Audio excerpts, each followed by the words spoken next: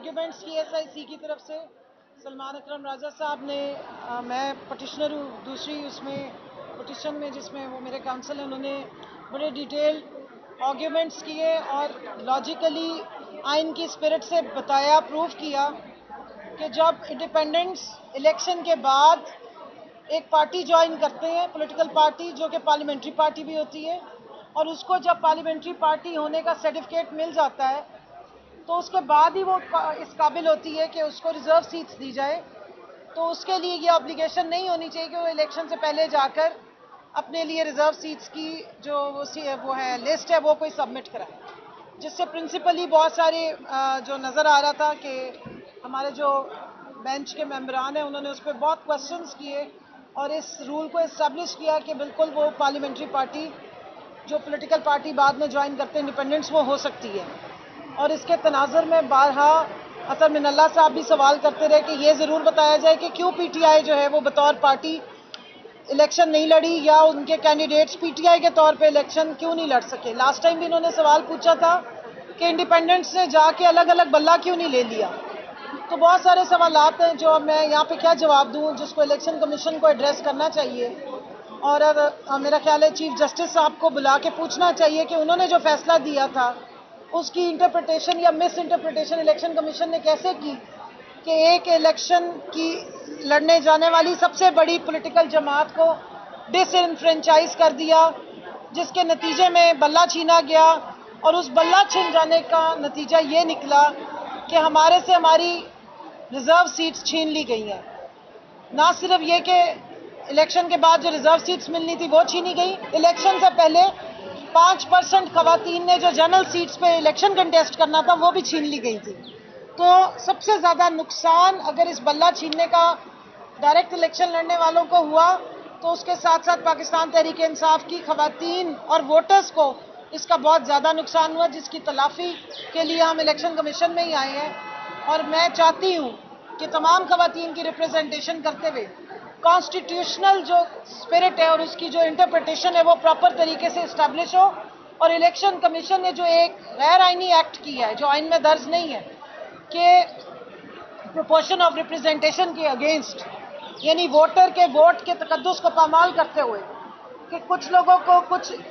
जो political parties को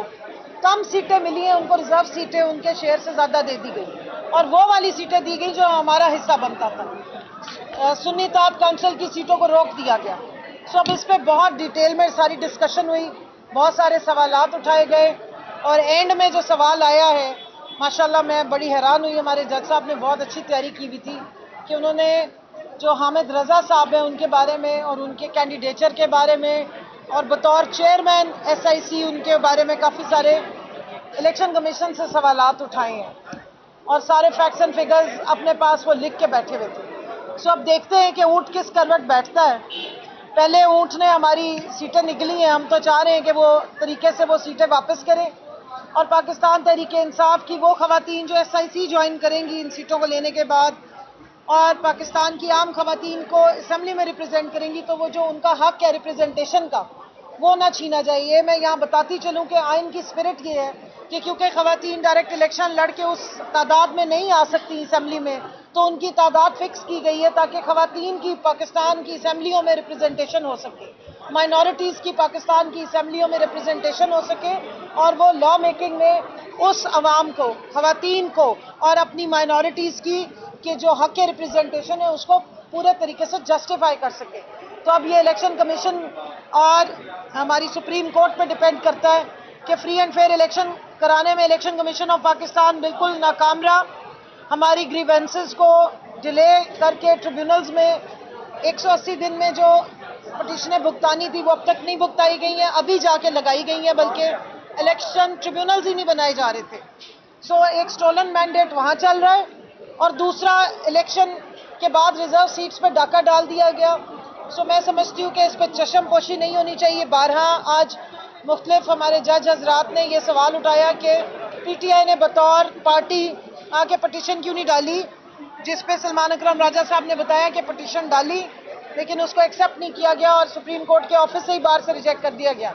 सो appeal का हक اگر الیکشن جو ہماری سپریم کورٹ ہے ان کے پاس بہت ساری پاورز ہیں، وہ سو موٹو ایکشن بھی لے سکتی ہیں، وہ اس الیکشن کی دھاندلی کو ایکسپوز بھی کر سکتی ہوں. میں یہاں بتاتی چلوں کہ عمران خان صاحب پٹیشنر ہیں، جس میں انہوں نے پورے پاکستان کی عوام کا جو رائٹ سلب ہوا ہے بطور ووٹر اور یہ الیکشن رگ ہوا ہے، اس کے اوپر پٹیشن ڈالی ہے جس کو ابھی تک انٹرٹین نہیں کیا گیا. تو یہاں میڈیا کے تھرو بھی میں کہوں گی، کیونکہ اگر باہر آفس میں ہماری پٹیشن باہر سے ہی فارغ کر دی جائے تو ہم کہاں جائیں،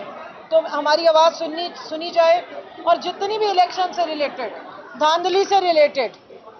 پٹیشنز جو سپریم کورٹ کے آفس میں پڑی ہیں ان کو لگایا جائے، اور ساتھ ساتھ الیکشن کمیشن سے یہ بھی پوچھا جائے کہ 4 مہینے سے جو ہمارا انٹرا پارٹی الیکشن کو ڈیسائیڈ کرنا ہے اور نوٹیفیکیشن ایشو کرنا ہے وہ روک کے کیوں بیٹھے ہوئے؟ کیا وجہ ہے کہ 28 مئی کی رات کو نواز شریف کبوتر والی سرکار کو تو فوراً صدر مان لیا اور نوٹیفیکیشن بھی ایشو کر لیا؟ کوئی بھی پارٹی ہے، آئی پی پی ہو یا استحکام پارٹی ہو یا ایکس وائی زی پارٹی ہو،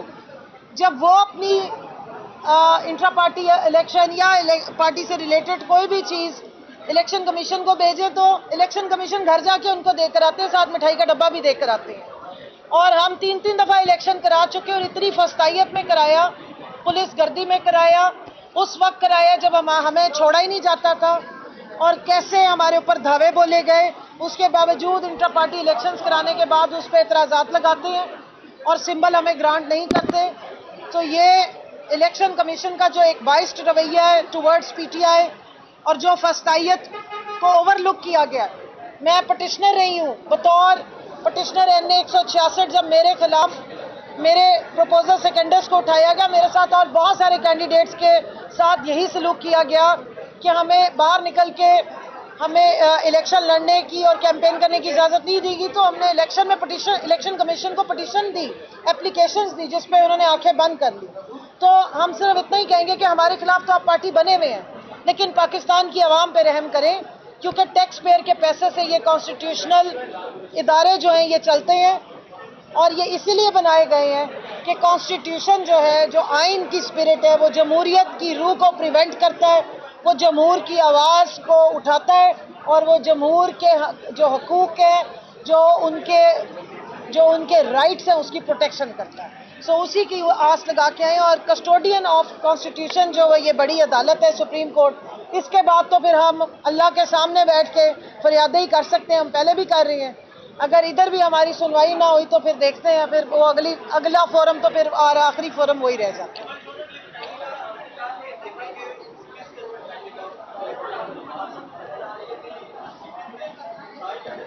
دیکھیں، پہلے ہی کھا کے نکل کے بیٹھا ہوا ہے، اور آپ کو پتہ ہے کہ وہ کس طرح نکلی گئی. جو پروپورشن اور ریپرزنٹیشن، یعنی جتنی سیٹیں کوئی پارٹی جیتتی ہے اس کے مطابق ان کی ریزرو سیٹس کا جو فارمولا دیا ہوا ہے، صوبائی اسمبلیوں کا الگ ہے اور نیشنل اسمبلی کا الگ ہے، اس کے مطابق تو ساری پارٹیز کو الیکشن کمیشن سیٹیں بانٹ چکا تھا، اور ہماری سیٹس کو یعنی ایس آئی سی کے انڈر جو سیٹس تھی اس کو پینڈنگ پہ ڈال دیا. لیکن جب ایس آئی سی کو سیٹیں ریفیوز کی